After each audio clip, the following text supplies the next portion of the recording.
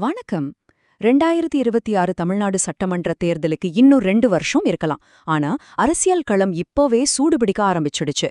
ஒவ்வொரு கட்சியும் மக்களோட வாக்குகளை கவர போட்டி போட்டுக்கிட்டு விதவிதமான வாக்குறுதிகளை அள்ளி வீசுறாங்க. வாங்க, இந்த வாக்குறுதி போருக்கு பின்னாடி இருக்கிற அரசியல் கணக்குகள் என்னன்னு கொஞ்சம் விரிவாக பார்க்கலாம். சரி, அப்போ 2026ல தமிழ்நாட்டோட அரசியல் களம் எப்படி இருக்க போகுது? யார் ஜெயிப்பாங்கன்னு கணிக்கிறது ரொம்ப கஷ்டம். ஆனா இந்த போட்டிக்கான களம் எப்படி அமைக்கப்படுதுங்கிறத நம்மால இப்பவே பார்க்க முடியுது. அதுக்கான பதில் இப்ப நடக்கிற அரசியல் நகர்வுகள்லயே அடங்கியிருக்கு. ஆமா, இது ஒரு நேரடியான வாக்குறுதி யுத்தம். ஆளும் கட்சியா இருக்கட்டும் இல்ல எதிர்க்கட்சியா இருக்கட்டும், வாக்காளர்களுக்கு நேரடியா பணப்பலன்களை கொடுத்து அவங்கள கவர ஒருத்தர் மிஞ்சுற அளவுக்கு போட்டி போட்டுட்டு இருக்காங்க. சொல்லப்போனா பிரதான போர்க்களமே இந்த நிதி சார்ந்த வாக்குறுதிகளால தான் கட்டமைக்கப்பட்டிருக்கு. சரி வாங்க, இந்த போட்டிக்குள்ளே இன்னும் கொஞ்சம் ஆழமா போலாம். முக்கிய அரசியல் கட்சிகளோட வியூகங்கள் என்ன, அவங்களோட முதல் நகர்வுகள் எப்படி இருக்குன்னு இப்ப நாம விரிவாக பார்க்கலாம். இந்த போட்டியில ஆளும் கட்சியான திமுகவோட முதல் பெரிய மூவ் மக்களோட கவனத்தை ரொம்பவே ஈர்த்த ஒரு பிரம்மாண்டமான பணப்பரிமாற்ற திட்டம்தான். கொஞ்ச நாளைக்கு முன்னாடி 1,31,00,000 பெண் பயனாளிகளோட பேங்க் அக்கவுண்ட்ல ஒரே நேரத்துல 5,000 ரூபாய் கிரெடிட் ஆச்சு. இது என்னன்னா, கலைஞர் மகளிர் உரிமை தொகையோட 3 மாசத்துக்கான அட்வான்ஸ், அதோட சேர்த்து ஒரு சம்மர் பேக்கேஜ்னு ரெண்டையும் ஒன்னா கொடுத்திருக்காங்க. ஆனா ஒரு நிமிஷம், இந்த உரிமை தொகை எல்லாருக்கும் கிடைக்குமான்னா அதுதான் இல்ல. அரசாங்கம் ரொம்பவே கடுமையான சில தகுதிகளை வச்சிருக்காங்க.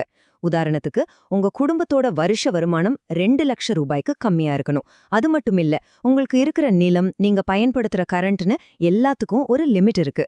நீங்க ஒரு கவர்மெண்ட் ஊழியரா இருந்தாலோ இல்ல இன்கம் டாக்ஸ் கட்டுறவரா இருந்தாலோ இந்த ஸ்கீம்ல வர முடியாது. திமுகவோட இந்த 5,000 ரூபாய் திட்டத்தோட தாக்கத்தை சமாளிக்க பாஜக தலைமையிலான மத்திய அரசு ஒரு பவர்ஃபுல்லான மாற்று திட்டத்தோட வர்றதா செய்திகள் வருது. இந்த ஒப்பீடை பாருங்களேன். மாநில அரசு கொடுக்கிற 5,000க்கு போட்டியா 12,000 ரூபாய் மதிப்புள்ள ஒரு மெகா பேக்கேஜ் திட்டம், டபுளுக்கும் மேல. இப்ப இதுல ஒரு சுவாரஸ்யமான விஷயம் என்னன்னா, இந்த 12,000 ரூபாய் ஒன்னும் புதுசா கொடுக்க போற பணம் இல்ல. ஏற்கனவே மத்திய அரசு செயல்படுத்திட்டு வர்ற பல திட்டங்களோட பலன்களை ஒன்னா சேர்த்து ஒரே தொகுப்பா கொடுக்கற திட்டம்தான் இது. இதுல விவசாயிகளுக்கான கிசான் சம்மான் நிதி, கேஸ் சப்சிடி, உரம் மானியம்னு பல திட்டங்களோட பாக்கி தொகையெல்லாம் சேர்த்து மொத்தமா கொடுக்க பிளான் பண்றதா பேசிக்கிறாங்க.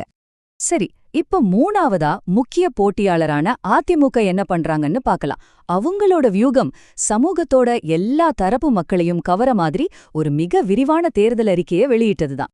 அவங்களோட சில முக்கிய வாக்குறுதிகளை பாருங்களேன்.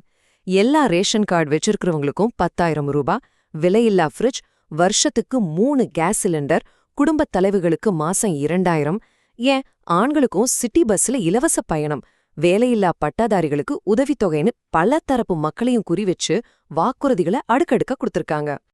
இப்போ எல்லா கட்சிகளுமே திரும்ப திரும்ப கையில எடுக்கிற ஒரு ரொம்ப முக்கியமான ஆனா அதே சமயம் சிக்கலான ஒரு வாக்குறுதியை பத்தி நம்ம விரிவாக பார்க்கலாம். அதுதான் நகைக்கடன் தள்ளுபடி. வாக்காளர்கள் கண்டிப்பா கவனிக்க வேண்டிய நுணுக்கமான நிபந்தனைகள் இதுக்குள்ள இருக்கு. இந்த வாக்குறுதியை புரிஞ்சுக்க முதல்ல கூட்டுறவு வங்கின்னா என்னன்னு தெரிஞ்சுக்கணும். இது பெரிய பொதுத்துறை வங்கிகள் மாதிரி இல்லாம அதோட உறுப்பினர்களாலேயே நடத்தப்படுற ஒரு நிதி நிறுவனம். முக்கியமான விஷயம் என்னன்னா, நகைக்கடன் தள்ளுபடி வாக்குறுதி இந்த கூட்டுறவு வங்கிகள்ல வாங்கின கடன்களுக்கு மட்டும்தான் பொருந்தும். இங்கேதான் முக்கியமான கண்டிஷன்ஸே வருது. ஒருத்தரோட நகைக்கடன் தள்ளுபடி ஆகணும்னா இந்த எல்லா விதிகளையும் பூர்த்தி செய்யணும். 1, கடன் கூட்டுறவு வங்கியில வாங்கியிருக்கணும். 2, அது 5 சவரன் அல்லது அதுக்குள்ள இருக்கணும். 3, ஒரு குடும்பத்துக்கு, அதாவது ஒரு ரேஷன் கார்டுக்கு ஒரு தள்ளுபடிக்கு மட்டும்தான் அனுமதி. கடைசியா, எந்த மோசடியும் நடக்காம இருக்க ஆதார் மாதிரி விவரங்களை வச்சு ரொம்ப சரியா சரிபாப்பாங்க. இது ஏதோ சும்மா சொல்றதில்லங்க. போன 2021 தேர்தல்லையே இதோட விளைவுகளை பார்க்க முடிஞ்சது. இந்த மாதிரி ரொம்ப கடுமையான விதிகள் இருந்ததால நகைக்கடன் வாங்கின பல பேருக்கு வாக்குறுதி கொடுத்த அந்த தள்ளுபடியே கிடைக்காம போயிடுச்சு. 5 சவரனுக்கு மேல ஒரே ஒரு கிராம் அதிகமா இருந்தா கூட நீங்க தகுதி இழந்துடுவீங்க. இந்த மாதிரி நிறைய பேர் தகுதி நீக்கம் செய்யப்பட்டாங்க. சரி, இவ்ளோ தகவல்களையும் பார்த்த பிறகு இப்ப எல்லாத்தையும் ஒன்னா சேர்த்து ஒரு நேரடி ஒப்பீட்ட பாத்திரலாம். இது கட்சிகளுக்கு நடுவுல போட்டி எவ்வளவு தீவிரமா இருக்குங்கிறத இன்னும் தெளிவா நமக்கு புரிய வைக்கும். இந்த அட்டவணைய பாருங்க. டிஎம்கேவோட டார்கெட் யாரு? தகுதியுள்ள பெண்கள். அவங்களுக்கு 5000 ரூபாய் கொடுத்ததோட மாசம் 2000 தர்றேன்னு சொல்றாங்க. பாஜகவோட டார்கெட் மத்திய அரசு திட்டங்களோட பயனாளிகள், அவங்களுக்கு 12000 ரூபாய் தொகுப்பு நிதி கிடைக்கலாம். ஆனா அதிமுகவோ டார்கெட்டை இன்னும் பெருசாக்கி எல்லா ரேஷன் கார்டு வச்சிருக்கிறவங்களுக்கும் 10,000 ரூபான்னு வாக்குறுதி கொடுக்குது. இதுல இருந்தே தெரியுது ஒவ்வொரு கட்சியும் ஒவ்வொரு மக்கள் குழுவை குறிவைக்கிறாங்கன்னு. இவ்ளோ வாக்குறுதிகளுக்கு மெத்தியில இப்போ நம்ம கட்சிகளோட வியூகங்கள்ல இருந்து வாக்காளர்களோட பார்வைக்கு வருவோம். வாக்காளர் முன்னாடி இருக்கிற இறுதி முடிவு என்ன? அப்போ இங்க எழற முக்கியமான கேள்வி இதுதான். ஒரு தேர்தல்ல உண்மையான வெற்றியை தீர்மானிக்க போறது எது? இப்படி கண்ணு முன்னாடி உடனே கிடைக்கிற பணப்பலன்களா, இல்ல ஒரு கட்சியோட கடந்த கால செயல்பாடுகளும் அவங்களோட நீண்ட கால திட்டங்களுமா? இந்த கேள்விக்கான பதில தமிழ்நாடு வாக்காளர்களான நீங்க தான் 2026ல தீர்மானிக்க போறீங்க. ஏன்னா ஜனநாயகத்துல இறுதி முடிவு எப்போதுமே உங்க கையில தான் இருக்கு.